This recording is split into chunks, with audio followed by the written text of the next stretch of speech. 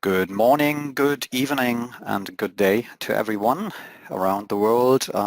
We see we have a lot of participants around the globe. This is awesome.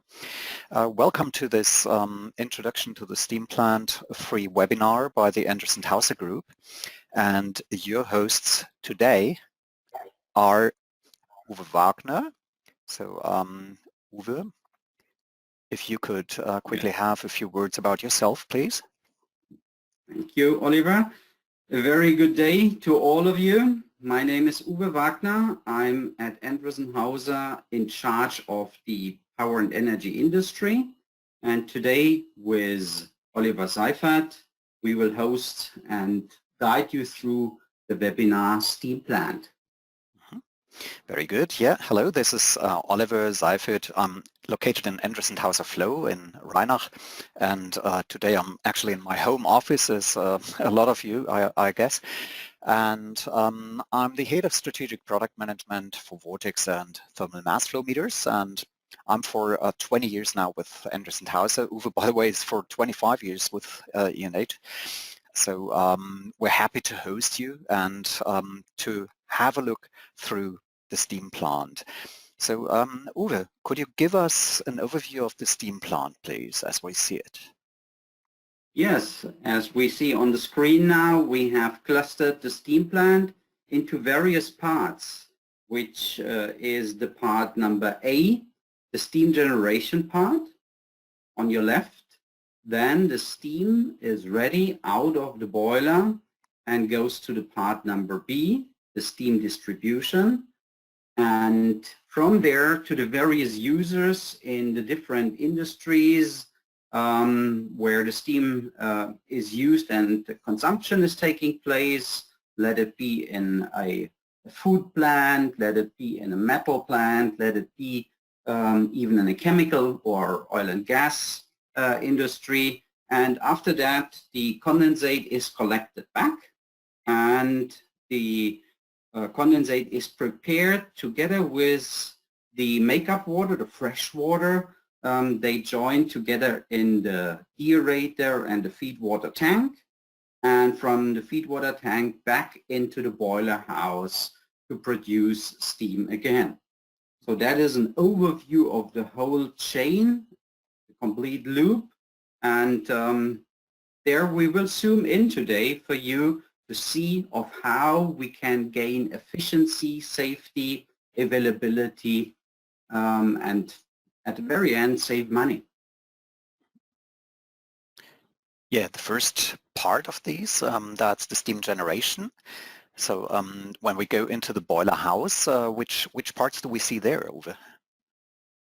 Into the boiler house, let's zoom in into the water side.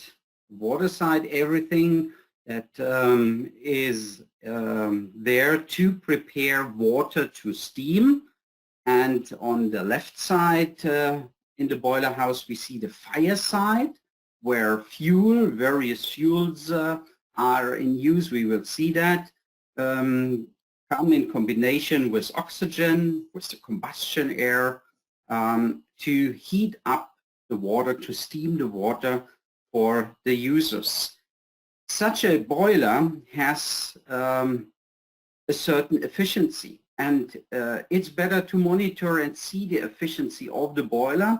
There we have complete solutions with data recording, taking and calculating the efficiency and the energy monitoring.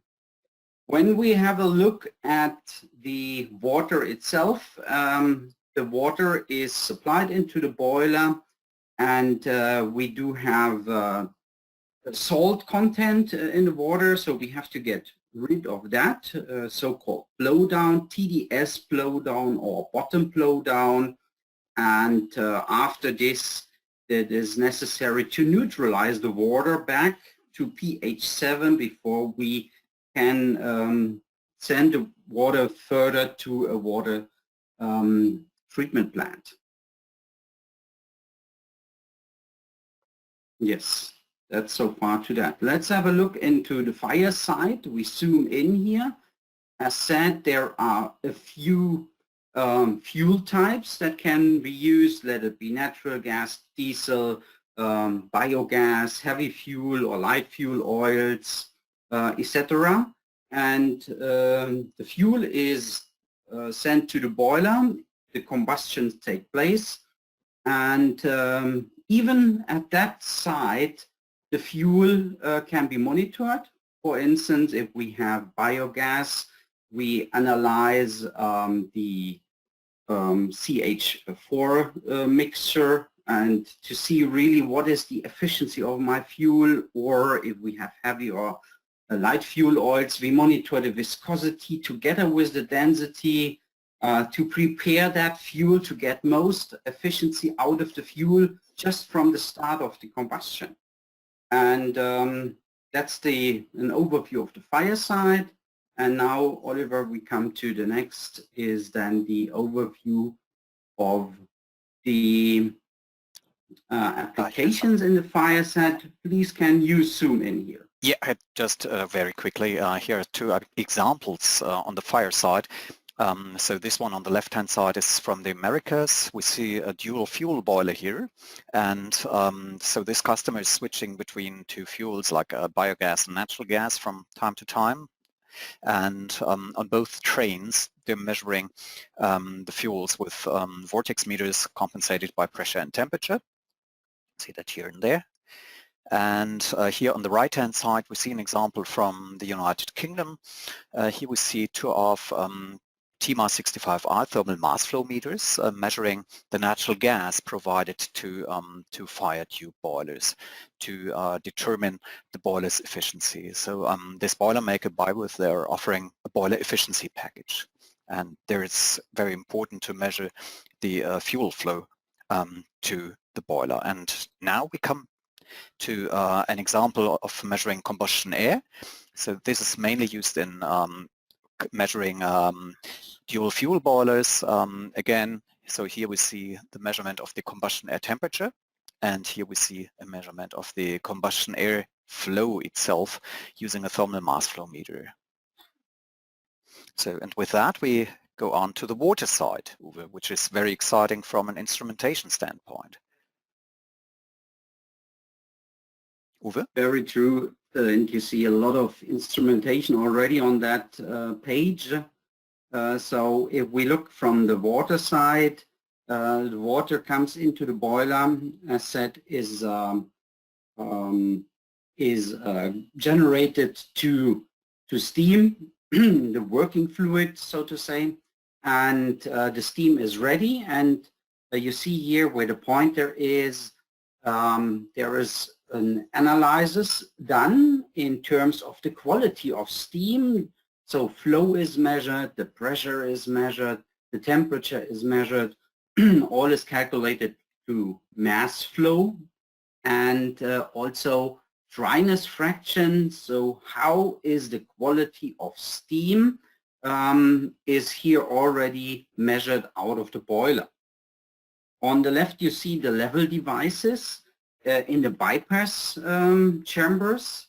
The level measurement is a very, very, very important on the safety perspective, and it has to make sure that always enough water is in the boiler, that the tubes are always covered with water, and the space above that is very limited, to say, where water to steam is generated. And you see also there's the temperature and the pressure measured, and a level switch, so a point level on safety reasons also in addition is measured here. And as said, the bottom blow down valve and the TDS blow down valve for the blow down and later on neutralization of that water. Feed water from the right side is added, going through an economizer to preheat that water supplied into the boiler itself. Also flow temperature and pressure is important to know here. And now we have a look at some examples on the water side. Yeah, those are some examples not only from fire tube boilers, because you see we are focusing on fire tube boilers in this webinar. Here you see delta bar S, so that's a differential pressure measuring device for measuring the boiler level inside a water tube boiler, and here we see a Sarah bar S pressure measuring device. So this is in a university in the United States, so a photo I've taken a while ago. Then here we see a temperature measuring probe. This is measuring the boiler water itself. And here we see level switches sitting on a fire tube boiler in England. And these are there, especially one of them is there to make sure that the water doesn't fall below the lowest level that Uwe just explained, how important that is. And so these are switches, and here we see continuous measuring device. That's a photo taken in South America. So that's a guided wave radar sitting in a bypass to measure continually the level inside this boiler vessel. So, and with that, we come to a flow application example. This is a energy savings project. This is a cheese making factory in Switzerland. So this is the boiler, and this is the steam main. So, and what you see here is that device is including pressure compensation. So this is a complete measuring point, including pressure temperature compensation and the dryness fraction. And the payback of this energy savings project was 2.8 years. So this is one of our colleagues from Switzerland who supported the customer with this energy savings project. So here you can find details if you want about this project. This is the ACT Switzerland, where such kind of energy savings projects are sponsored by the Swiss taxpayer, so to speak. And with that, we come to the boiler efficiency. Yeah, the efficiency of a boiler, as said at the beginning, very, very important. How good is, let's say, that what I take in and that what I get out. Let's have a closer look to that. The fuel comes in, is measured, and the flow is there detected. The feed water comes in, the flow is detected, and the feed water temperature.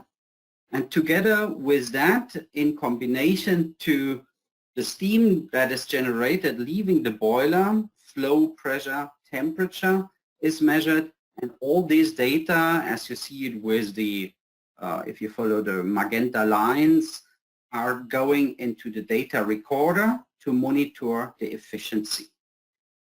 If you wish, you also can have remote access from worldwide, by means internet access. If you have boilers at various locations, even at various countries, which you like to compare, here you have the possibility to have a complete efficiency comparison of your different plant sites. Very good. Awesome. Yeah, here you mentioned before, Uwe, the importance of the dryness fraction of the boiler. This is something that we are going to have a look, a closer look now. So many of you, or most of you, I think, will use steam tables or no steam tables. So in a steam table, you have always the same organization. You have these pressure values, and using the pressure or the temperature, you can check what is the corresponding value for, if it's pressure, what is the temperature that corresponds, and the other way around. So for instance, you all know if you have 10 bar absolute steam, the saturation temperature is 180 degrees C, and you know what is the total enthalpy of this steam. So here round about 2,780 kilojoules per kilograms, and you can also take from that what is the latent heat of that steam and what is the sensible heat. So from Endress+Hauser, we are also offering a type of steam table, but it's a little different. You have this tabulated values here on the one side, and on the other side you see a Mollier chart. So we have chosen the TS diagram, so temperature versus entropy. And let's follow that chart. So you have a typical boiler, you're heating the feed water from 100 degrees C to the boiling point to 180 degrees C. So first you're adding the sensible heat, and then you start, until that point you only heated the water, now you start converting the phase from liquid to gas, to steam. And we see here we're going from the left to the right. We see we're adding a lot of energy. However, the temperature and also the pressure don't change here in that area. But from an energy standpoint, a lot is happening. So we're converting the steam from 0% dryness to 100% dryness. What we also see is if you only have to have 90% of dryness, then in that case, you also have only 90% of the latent heat. So the latent heat that you have here in the table. So in that case, you would only have 2013 minus about 200. So 1,800 kilojoules per kilogram of latent heat. So this is the way that you read that chart. And this shows you how important the dryness fraction is. However, so far, there was no easy way to actually measure what is the dryness fraction inside the steam. And that, of course, has a dramatic effect onto the energy content of your steam, as we have seen. It's not only the energy, so we've seen 90% dryness means 10% less of available latent energy for your process. If we go one step further, it also has a dramatic effect on the accuracy of your flow meters. Because typically, what are you using? You're using Vortex or DP flow in these applications, and we are offering a tool, a free tool. It's called Applicator for sizing, but also for choosing the right measuring spots, the right devices for your measuring spots. And there, for the Vortex sizing, we have added a tab, Process Simulation, where you can find out what is the typical error that you get if you have two-phase flow. So here is one example. If you have a conventional Vortex meter, and you have 90% dryness fraction steam, this is very typical in a distribution line, then you will end up all of a sudden with an error, an additional error of 5.4% in your measurement. And for DP flow, by the way, it's even more. And only if you measure the dryness fraction, and this is only possible with a device offered by Endress+Hauser, it's called the ProWell 200, the F200, then you can reduce that error from 5.4 to 2%, 2.3% in case of 90% dryness fraction. And you can also check what is the equivalent in money terms, because that helps you to actually find out a payback for such a solution. So this is one type where Applicator, this sizing tool and also engineering tool, can assist you in finding the right solution. So this is just a small look into a special device, a USP that we as Endress+Hauser are offering for steam applications. So it has a dramatic effect. You can now finally do energy balancing. So if you have 5% error and you now compare a main meter with 3 sub-distribution meters, and you have 5% error for one, this is dramatic.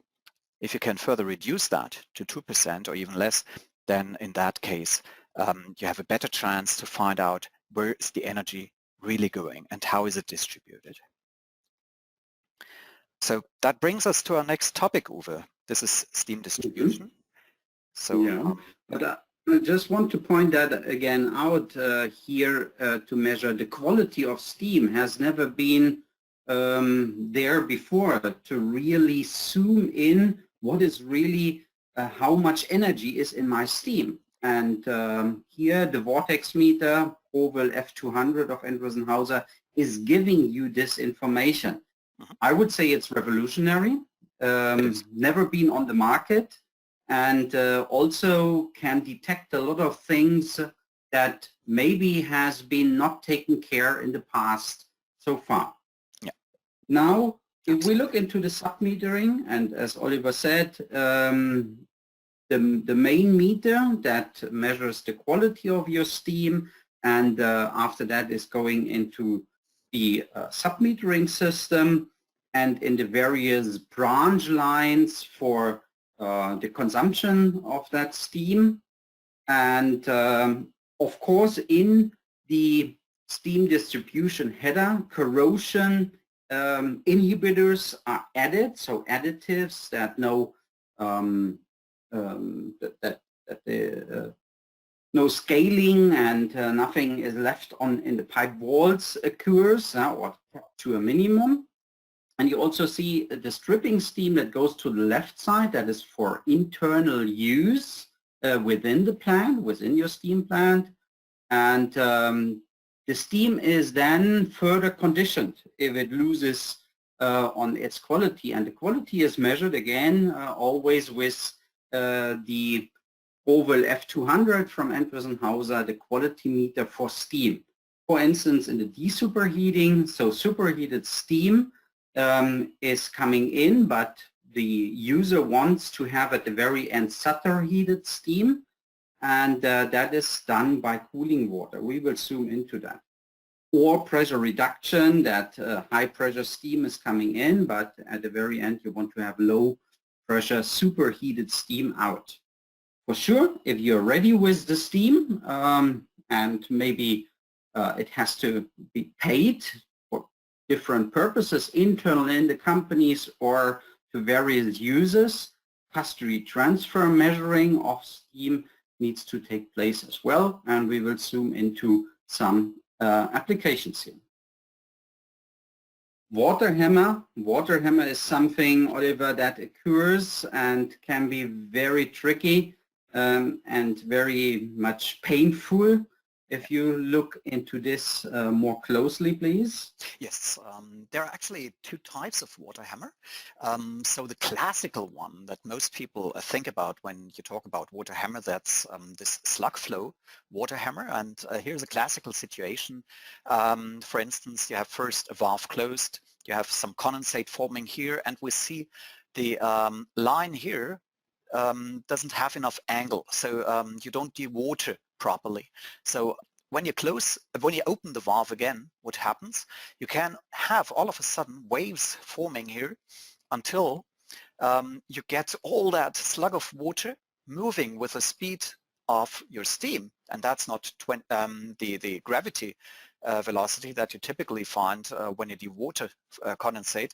You get a slug of water with 25 to 30 meters per second, and that's a huge impulse. And you get that hammering sound, and that may lead to actually broken welds and at the end of the day, steam going out to the atmosphere.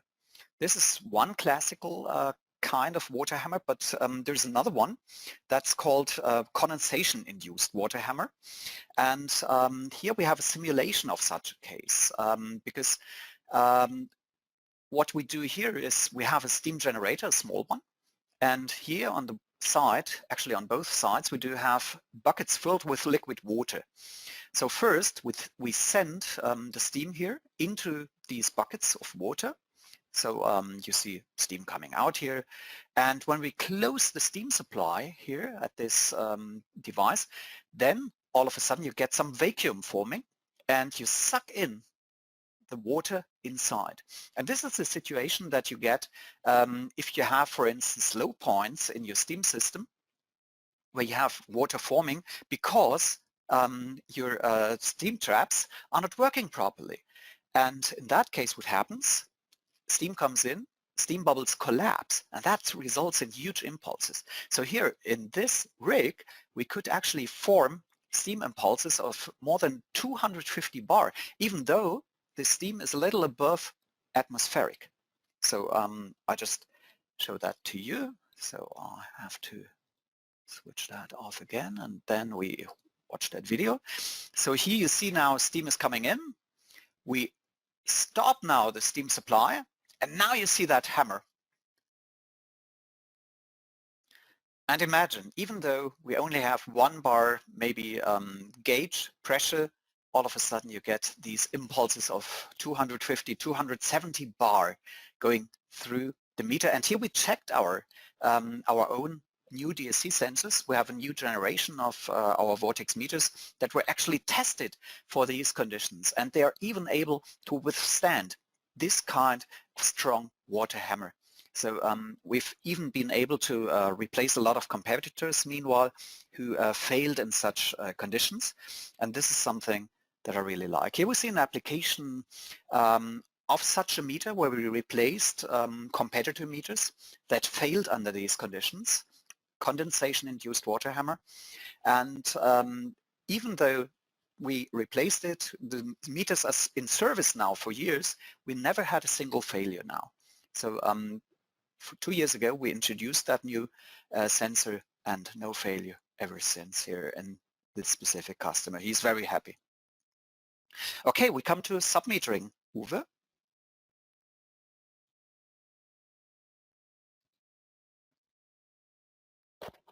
Uwe? Do you want to have a few words about submetering? Yes, of course. Thank you, Oliver.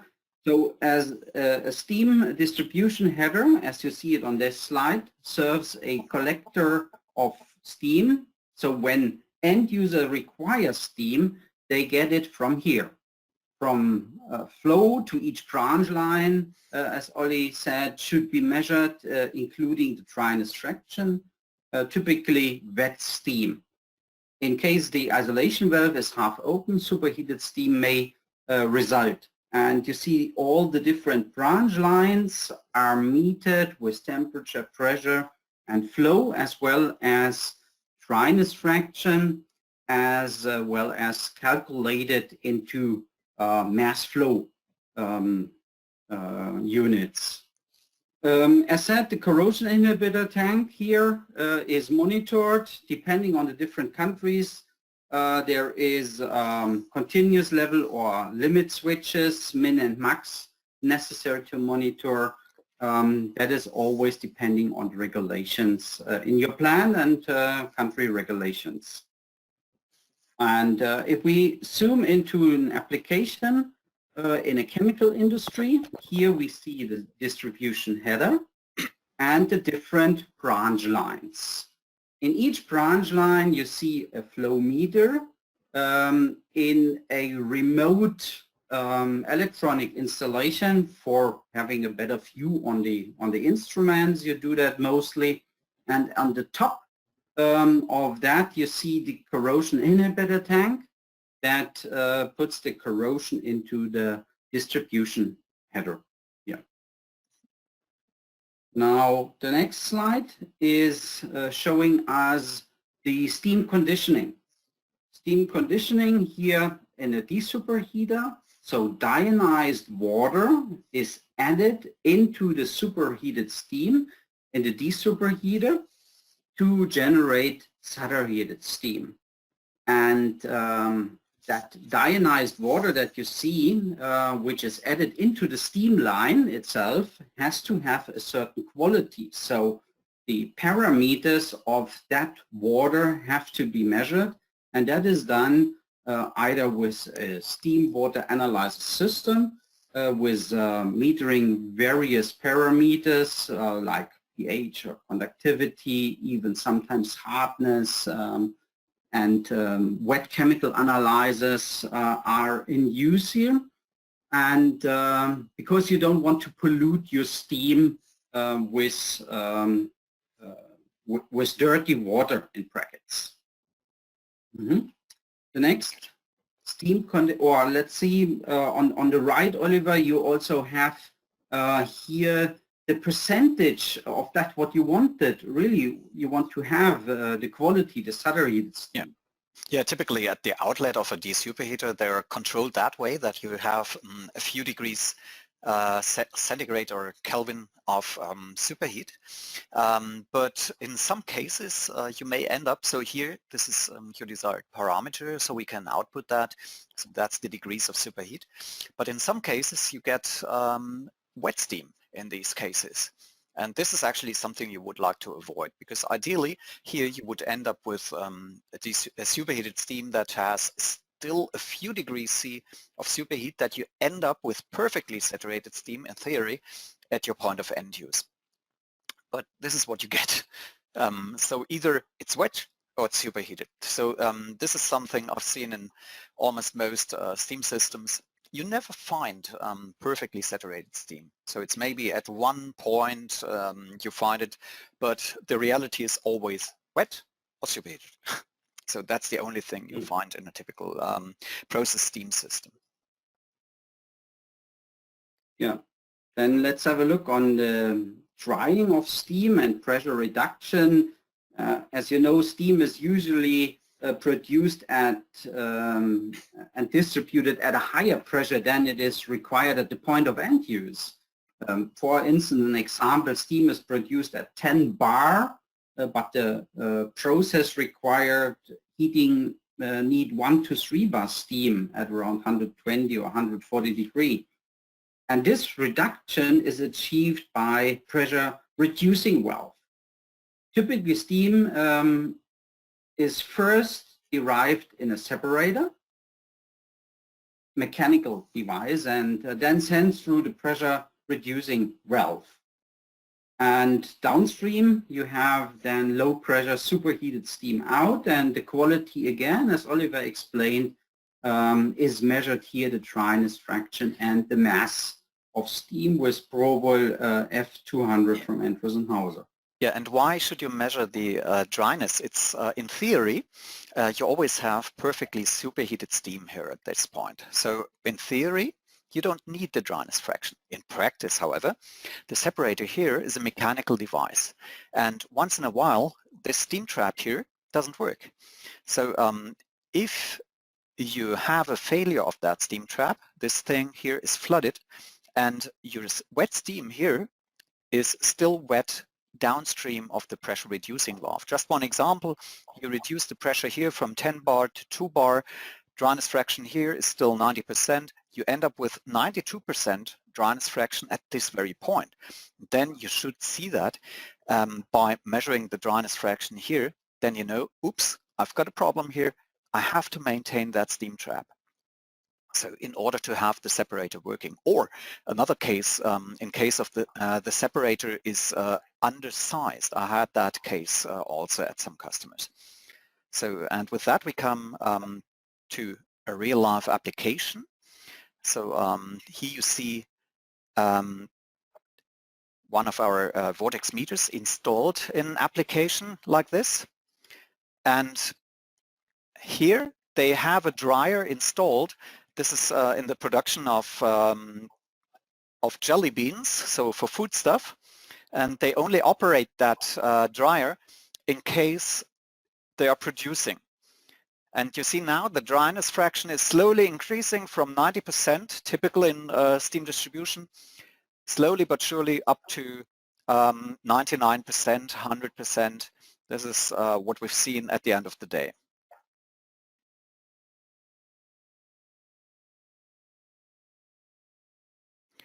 And with that, we come to steam custody transfer over. Talking to on that, steam is ready. Steam has a certain quality. All what we know is to measure the steam as on the left side mainly. So using a primary element, let it be an orifice plate, let it be a Venturi nozzle, or any kind of primary element, taken the differential pressure from there, even as you see here in the split range application to be more precise, and sending this information then to a software, to a calculator, together with the pressure and the temperature indication. And here the calculation will take place, and the steam bill, so to say, will be taken out of these measures. On the right side, in comparison, you have exactly the same measurement. Of course, another measuring principle, a Vortex meter, over F200 from Endress+Hauser, that includes already temperature and pressure and the calculator, as well as the quality meter of steam, the dryness fraction, in one device. So Here you have the choice and even an additional parameter of the quality that steam that you will get from a certain steam production plant. Very good. Yeah, just one small addition. The DP, those are typically complying with the standard ISO 5167. There's meanwhile also a standard for vortex meters, so they are also standardized. So this Probel F200 is also complying with the international vortex standard, the ISO 12764. Just a small addition from my side, because in custody transfer, this is very important. One application example for custody transfer of steam. So this is in an industry park in the Czech Republic, and they're using remote installation. So separate installation for flow, pressure, and temperature, compensated inside our flow computers in the RMS621. So there are more than 100 measuring points like these to actually build the end customers for the steam. So, and they are certified by the Czech Metrology Institute, these measuring points. And with that, we come to steam consumption. Yeah, most of the steam consumers can be considered as heat exchangers, as you see that here on that overview. Classical types of heat exchangers are shell and tube heat exchangers, and they are used in different process industries. And the plate heat exchanger used, for example, in the food and beverage industry, but also in process industries. And these heat exchangers are also used in fractionating columns, like you see here at the bottom in oil and gas or chemical plant that are producing at the very end the various fuel types that we are using. And in applications in food and beverage industries, for instance, you may need clean steam, and that is here a clean steam generator followed down with a pure steam generator in pharmaceutical life sciences industry, and various other steam consumers like space heating, like steam tracing, different process vessels, or again in food and beverage in cooking vats or in pans, to produce the goods that we consume at the very end. Very good. So let's here a closer look. Yeah. Mm-hmm. Go ahead. Here a closer look into plate and shell and tube heat exchangers on your left. You see then a plate heat exchanger, and the steam comes in. The quality of steam is measured again together with flow, pressure and temperature compensation. The outlet of that plate heat exchanger is the condensate that is collected back again. Quality is used, and you see even a parameter like turbidity here. If there is anything happening in the plate heat exchanger, maybe a breakthrough, for example, that is indicated immediately, or even can be indicated with conductivity measurements. So if anything is in my plate heat exchanger happening, we measure it. The product itself can be in a food plant, can be milk. The flow is coming in, temperature is measured, and the temperature of the final product that is heated is measured as well. The differential pressure transmitter here is also indicating if something is in my plate heat exchanger happening. So then you will have an increase in differential pressure. The same is happening, or the same principles you will see on the right side in the shell and tube heat exchangers. The only difference is that it uses the shell and tube heat exchanger is used in other industries as well. Mm-hmm. Very good.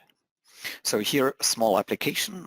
So we see the steam flowing to such a heat exchanger, so the point of end use. And especially here, it makes sense to use the pressure temperature compensation, but also the measurement of the dryness fraction, because in the heat exchanger, I want to make sure I'm as close as possible to perfect saturation, so 100% dryness fraction, because then I make sure that I get 100% of my HFG, of my latent heat provided to my process. This is why this USP of the probe is so important for such an application. And with that, we come to clean steam and pure steam generators, Uwe. Yeah, these ones are used as mentioned in food and beverage or life sciences industries. In both cases, plant steam is used to heat purified water, coming, for instance, from reverse osmosis plant in food industry as an example. And the outcome is simply clean steam or pure steam, respectively. So clean steam in food is typically used for cooking. For instance, steam is in direct contact with the food, or in terms of a heat exchanger, as said. Yeah, then we come to an application example, Oliver, in a food and beverage plant. Yeah, this is actually for steam flow measurement at a bottle washer. So here the water that you send into a bottle washer, that is sent through a heat exchanger, so through a shell and tube heat exchanger. And Probe 200, we see here the electronics, is used for measuring the steam consumption into that heat exchanger. And here we see a potential problem with plate heat exchangers. Uwe, you mentioned that, these plate heat exchangers they're very thin, these plates, and therefore they are subject to breakthroughs. And here we see such a plate where this has occurred. So we had a direct contact between the product and the steam water side. So here this actually occurred. So it makes sense to supervise that, to check for such kinds of leaks. So and we come to chemical industry. From the clean stuff, we come to fractionating columns, Uwe, which are very common in chemical industry and in refining as well. Absolutely. In the fractionating column, typically two heat exchangers, as you see here, consuming steam can be found. That is on the left side, the feedstock where the product is coming in, and preheating as well as the reboiler where the steam is heating and let's say doing the stuff for the vapor. These heat exchangers should include the same measuring points mentioned above in the hygiene industry, but of course it's a complete different purpose in that process industries here. Yeah, absolutely. Yeah, and we have the next big chapter, that's condensate recovery and raw water treatment. Yeah, when the steam has now passed in the different use cases his energy to the processes, it has become condensate, and that's what you see here now. This still contains useful energy that can be reused in the flash steam separators. And now this reuse is then going back into the feed water tank, and or in the deaerator first, then in the feed water tank, and you see here the conjunction with fresh water from the top. So fresh water is prepared by means of raw water is taken in, filtered, softened, dealkalized, even heated up with the heat from the blow down that still has a lot of heat, and so that fresh water is then coming together with the condensate into the feed water tank, sent to the boiler then. So let's zoom into the condensate recovery.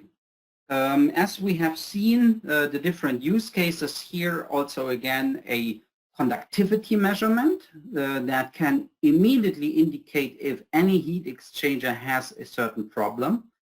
Further, the hot condensate sampling point here, steam water analysis is taking part by means pH, conductivity, oxygen is measured here to indicate if that condensate can be further used or has to be drained in case it is contaminated So this measurement is taking place here. In the condensate receiver tank, level and pressure and limit switch is continuously monitored. The water again is analyzed, steam water analyzer systems as said, from the hot condensate and then back to the feed water tank.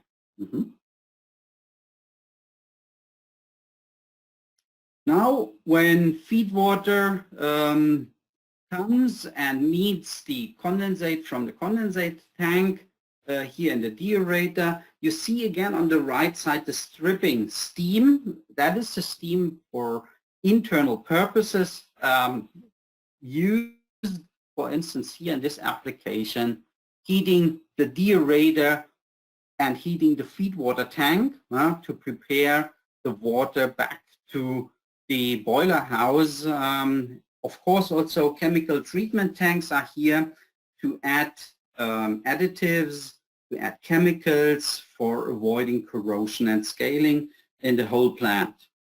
Feed water then is passed into the boiler house again. Of course, level measurement is taking place as continuous. The temperature is controlled as well as the minimum and maximum levels are controlled here. Then we have a look into an application, Oliver. This is an application from one of our customers from Bosch Industry, Bosch Thermotechnology. And here you see the feed water tank, you see the deaerator, and here we see the condensate coming back to the deaerator itself. So the condensate is being returned here into the deaerator. So here on top we see the addition of fresh water into this deaerator. So this is a classical application for our flow meters in such a case. And zooming into the raw water treatment.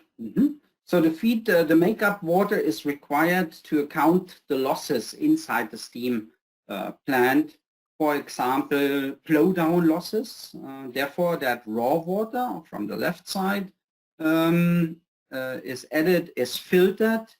You always see here a double version, let's say double version of filter, of softener, of dealkalizer. One is in service and the other one is always regenerated or drained to be washed. And on the water softener with brine that is here stored, level is measured, the brine tank. Maybe to point out, Endress+Hauser is offering now the first IIoT level sensor that sends the level information of such brine or caustic soda or corrosion inhibitor tanks into the cloud, for instance, to compare the various inventories you have.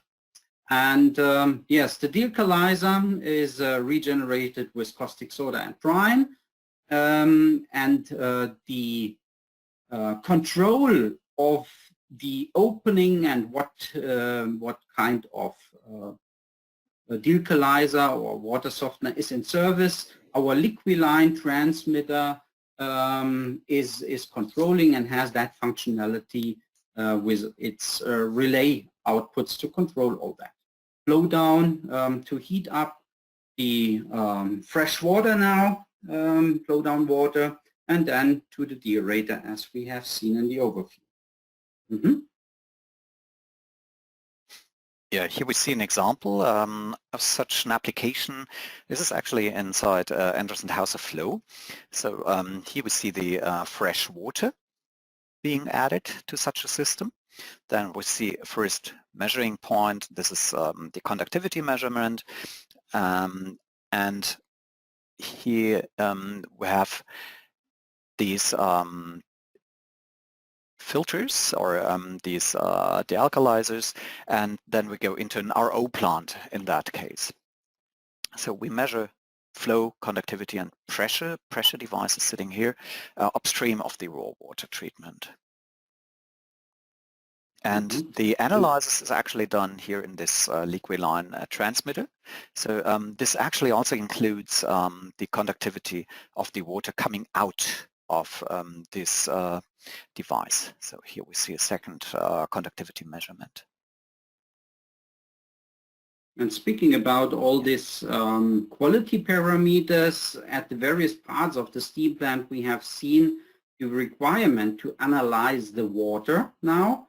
And if we switch into the steam water analyzers system here, for instance, we offer customized steam water analyzers panels, or on the right side you see a steam water analyzers compact system that can measure up to 4 parameters. It includes the sample preparation and the cation exchanger. If you compare that with the left side, the typical way of probe preparation, you see the sample preparation is the first panel. The first analytical panel could be pH measurement. The second one could be a conductivity measurement, and the third one is together with a cation exchanger, total conductivity and cationic conductivity, and further any analytical panels like silicate, like natrium hardness, wet chemical analyzers can be added. Or in comparison, what we specially developed for steam plant applications is the SWOS Compact that has all in one.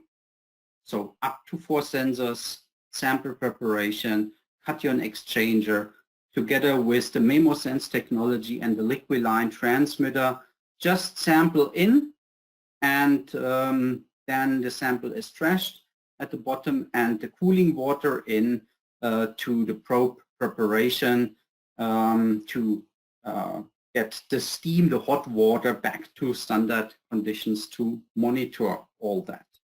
So specially developed for this kind of industrial boiler plants. So let's have a look of what we said, the full portfolio to increase safety, efficiency, quality, and availability of your steam plant.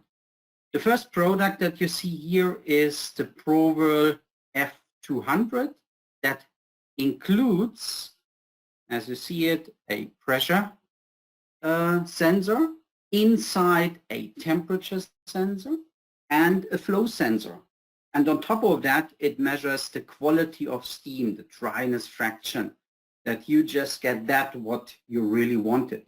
And this is unique, never has been on the market before, just available from Endress+Hauser. And that serves definitely the availability and the efficiency as well as the quality of your plant. The middle, you see the steam water analyzers compact system that includes the probe preparation, that has a armature which hosts up to 4 sensors like pH, oxygen, conductivity measures, as well as the cation exchanger that you see here when the system is open and not covered by a plate. So it's just one complete compact solution. On the right, you see this very, very, very important level measurement at the boiler. That's a safety device. Here we also offer solutions with 72 hours without operator possibilities. So that is ProWhirl F200, that is SWOS Compact, and that is level flex guided wave radar to underline safety, efficiency, quality, and at the very end, your costs. So Oliver, in a nutshell, when producing and distributing and consuming steam, then it's all back to, Oliver, availability, quality, efficiency, cost and safety Exactly. are the at utmost important. Those are the driving factors, and I think we've also seen what are the measuring points and where should you measure and what should you watch out, what makes a difference actually for you, how you can make sure that you really have your steam available, how do you make sure that you provide your steam in your best quality, and how do you get best efficiency, how do you get most out and improve your bottom line at the end of the day. And not forgetting, of course, safety, that you make sure that you run your system safely. And I think we've seen a lot of solutions there in the course of this webinar. We've seen that steam can be either wet or superheated, and you should always check the degrees of superheat and the dryness fraction of your steam, so when it comes to the flow measurement. And if you have a steam that is too wet or too superheated, so for instance, if you have a heat exchanger and your steam is arriving with 20 degrees C of superheat, you have to do something. If your steam is too wet, you have to do something. So we can guide you, we can show you where you are and where your problems are, but then you have to take that information and do something. But we provide you the information that you know where you are. We've also seen that the quality of feed water and steam are of the highest importance to avoid corrosion and fouling, that you make sure the absolute availability and that you also increase the safety. So we've seen how important this factor of this SWOS is. And finally, there's a solution available that is also affordable, I must say. So this combination of availability and safety and also affordability is really a game changer from my perspective. So shall we quickly do the short questionnaires over? Yeah, sure. We have prepared for you poll questions, and Oliver, may you put them on screen? And you guys, the audience, just gave us your answer. Why should I measure the dryness fraction of steam? Exactly. So we've seen that this measurement of the dryness fraction is very important. But now I'd like to know where you see a benefit. Do you think it makes sense to get improved accuracy in mass terms, to improve the energy balancing, to get a more accurate measurement of energy? What do you think? Just tick the box. Exactly. So let's see. The outcome is, so far 1/3 has voted, 40% have voted. This is very good. So let's wait at least till 2/3 have cast the vote. That's an interesting picture. Yeah, it's about the quality of my steam that is ready. So my steam has a certain dryness fraction, and I want to have always the best quality of steam. And Endress+Hauser ProWhirl F200 can provide that. And Okay. why is it? Why should I do it? So 2/3 have cast their vote, and now we see that 1/3 say we get improved accuracy in mass terms, but actually this is the case. So this is true. The majority say it's an accurate measurement of energy. Is this true? Yes, but it's not only this one. So actually the two other terms here that we see, the improved accuracy in mass terms, this is correct too. And also the improved energy balancing. So actually all answers are correct in that case. So, and with that we come to the next one. So Uwe, can you have a word about the SWOS compact? Yeah. So starting. That's the second and the last question we have for you. And why should I use the steam water analyzer system compact version in my Steamplant? Is it to increase lifetime of the equipment? Is it to increase the availability? Has it up to 4 quality parameters at once? So please give your voting. Wow, already half of you have voted.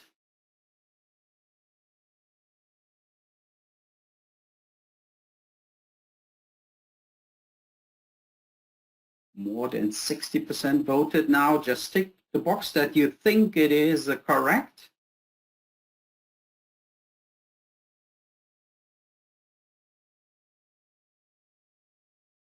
Wow. Okay, Super. very So good. now we can share the results already. Yep. And I shared it. absolutely true. It's up to 4 quality parameters at once. It's the compact system that you can meter here. Of course, it is to increase the availability of your plant and to increase the lifetime of the equipment. So excellent, I can just say thank you so much for being today with us in that webinar to increase availability, quality, the efficiency and safety of your steam plant. And Oliver, it was a pleasure doing that together with you today. And in case of any questions, please pop us an email just at uwe.wagner@endress.com or to oliver.seifert@endress.com at any time.